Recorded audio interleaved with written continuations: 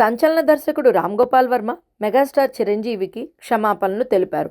1989లో విడుదలై తెలుగు సినిమాకు కొత్త దిశ చూపిన క్లాసిక్ చిత్రం 'శివ' రీ-రిలీజ్ సందర్భంగా చిరంజీవి ఆ సినిమాపై ప్రశంసలు కురిపించగా, వర్మ హృదయపూర్వకంగా స్పందించారు.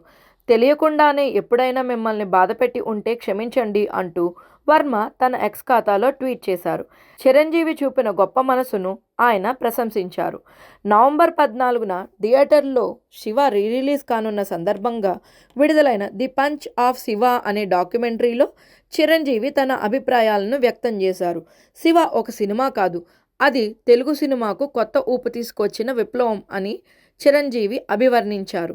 తాను ఆ సినిమా చూసినప్పుడు ఆశ్చర్యానికి గురయ్యానని, తెలుగు సినిమాకు కొత్త ఒరవడి తీసుకొచ్చిందని చెప్పారు. ముఖ్యంగా సైకిల్ చైన్ సీను ఇప్పటికీ మర్చిపోలేదని గుర్తు చేసుకున్నారు.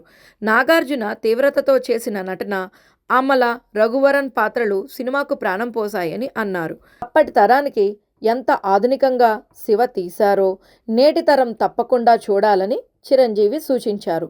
ఈ సందర్భంగా చిరంజీవి మాట్లాడుతూ, చెన్నైలో 'శివ' సినిమా చూసిన తర్వాత వర్మకు పూల బొకే పంపడమే కాకుండా ఫోన్ చేసి అభినందించాను. ఆ రోజు నాకు అనిపించింది, ఆ యువ దర్శకుడే తెలుగు సినిమా భవిష్యత్తు అని చెప్పారు.